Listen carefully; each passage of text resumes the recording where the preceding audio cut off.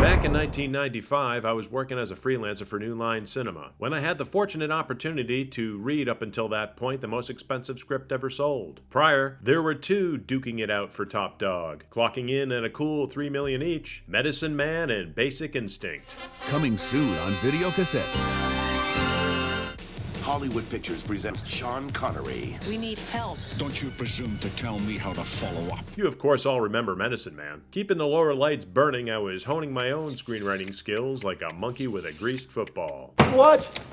You want to hear my pitch? So when this chick full of testosterone nuts of a script was gifted to me, For your eyes only, darling. by one of my favorite Hollywood writers, the notorious Shane Black. I trust you're alone.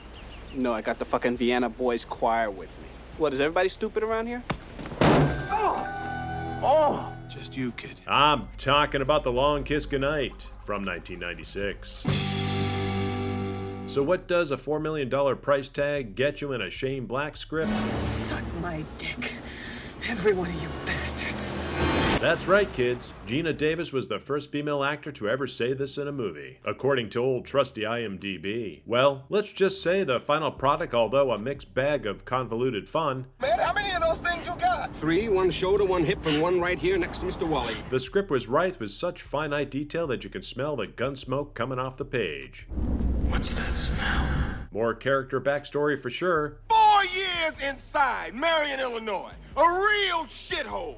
And I'm not going back! And the perfect follow-up on the heels of La Femme Nikita. For myself, it was the first time I had read a script that not only impacted me on every page, but also gave me a clear focus on what would eventually be seen on screen. The only idea more overused than serial killers is multiple personality. Trust me, that ain't always the case when you read a script. So when The Long Kiss Goodnight finally hit theaters a year later, is either gone for good or there to stay.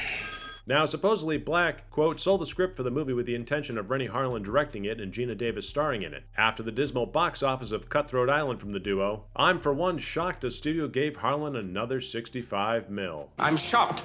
Especially after he was given $98 million for Cutthroat, which not only bombed, but, quote, Kuroko Pictures, which financed the film, filed for bankruptcy 6 weeks before it reached theaters. Somebody stop me! Samantha Cain, aka Charlene, quote, Charlie Baltimore, played by Geena Davis. Shoot. Hey, honey, this is a real big fucking gun. This ain't no ham on rap, pal. Suffers from amnesia. Caitlin, come help me in the kitchen. Hurry up, because I forget where it is. After a car accident where one of Santa's reindeer becomes take-home. She begins to remember a fractured past. I'm coming back. You know that, don't you? Name's Charlie, by the way. Until a convict by the name of One-Eyed Jack spots her familiar mug on the local news. Well, under sedation, he said Charlie Baltimore's alive, sir. Daedalus is understandably concerned. He was under the impression that you had disposed of her 8 years ago. Connections are quickly made from baddie to government spooks who operate a secret organization known as Chapter. You lost one of your agents, whose training included, among other things, counter-assassination. Where have I heard of a plot like this before? Well, I think I just saw him on TV. When? Where? Here in L.A. Eddie K. I know he's supposed to be dead. Oh, that's right. One of my favorite unsung movies starring Michael Biehn and Patsy Kensit. Like memories, but not memories of anything that ever really happened to me. Called Time Bomb, which I discovered on VHS back in '92. A sleeper agent, so to speak, has a memory jog and uh-oh. Needless to say, this puts a slight damper on Samantha's Christmas plans as One-Eyed Jack makes a house call. Hey, Charlie. Long time. Igniting her dormant reflexes. The once bubbly mom facade known as Samantha cracks further. Chefs do that. Letting a little more Charlie into the fold. Mitch Hennessy, Private Eye, played by Sam Jackson. Okay, here's what we do. You get on the phone to Amnesia chick, tell her we need more cash. Jackson and Davis together keep this plane at the perfect altitude. I can't go home until I know why that man tried to kill me. Not only do they bounce well off one another, I'll be waiting for you to come rescue me. Be just a minute. This line made me chuckle because by this point, Charlie has ended up saving Mitch's ass at least 4 times. Where's Hennessy? Craig Bierko, who plays Big Baddie Timothy. And spoiler, The little girl is your daughter. has psychopathic tendencies. Aided with a matter-of-fact comedic air about him, I enjoyed even more this time around. I'm hurt real bad. I think I'm dying. Continue dying. Out.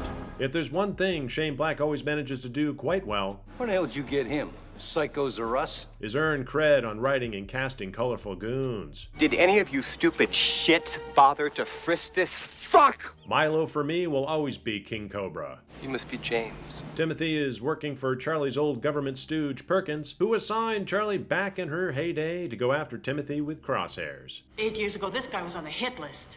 Budget cuts, dear. Their biggest concern now is Charlie mucking up, quote, Project Honeymoon, a false flag operation. Chemical bomb. Chain reaction.